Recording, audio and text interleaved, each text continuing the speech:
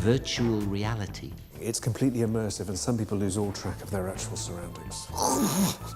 I think we can pretty much guarantee that's not going to happen. Action. One of the funniest sequences in the film for me involves the most brilliant gadget, which is a VR headset. When Johnny puts his VR headset on and sets off, he walks out of the room, causing considerable hurt and chaos to a number of members of the population that he meets outside the room. What I like about it is this very analog guy just sort of trying on this digital thing and mistreating it, really. He goes from the very beginning of the sequence to the very end and on through the story in complete ignorance of what he might have done. Did you or did you not commandeer an open-top bus and tossing the tour guide off the top deck and then assaulting an 82-year-old grandmother in a sandwich shop before battering the employee of said sandwich shop with 2 organic sourdough baguette? There's this hilarious sequence of physical comedy based on, I think, a really close logic. So a lot of the preparation was about working out where could Johnny go, how could that match what he thinks he's doing. It was working that out at a script stage, first of all, in great detail. Then it was about finding locations that could accommodate these incredibly funny misunderstandings. And then it's about finding a way of matching the dimensions of what Johnny sees with the dimensions of the real locations. And then it's about designing what Johnny sees in his head so that it matches seamlessly with all of the action in these locations. So, to be honest, a real jigsaw puzzle. A very tricky sequence to plan, a really tricky sequence to execute.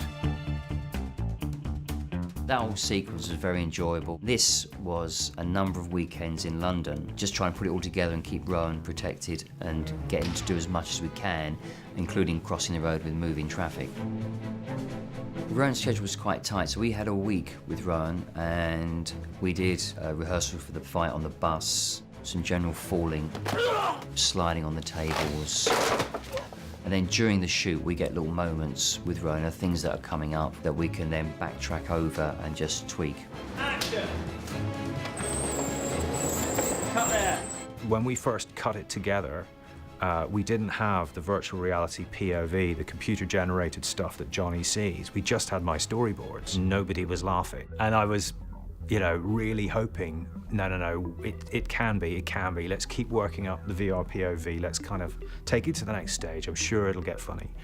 And as we started working up what Johnny sees and putting that into the cut and playing it to people who didn't know the scene, it really started singing, and it was just that fantastic thing of hearing people laughing where they hadn't laughed before, and really knowing that the film was working.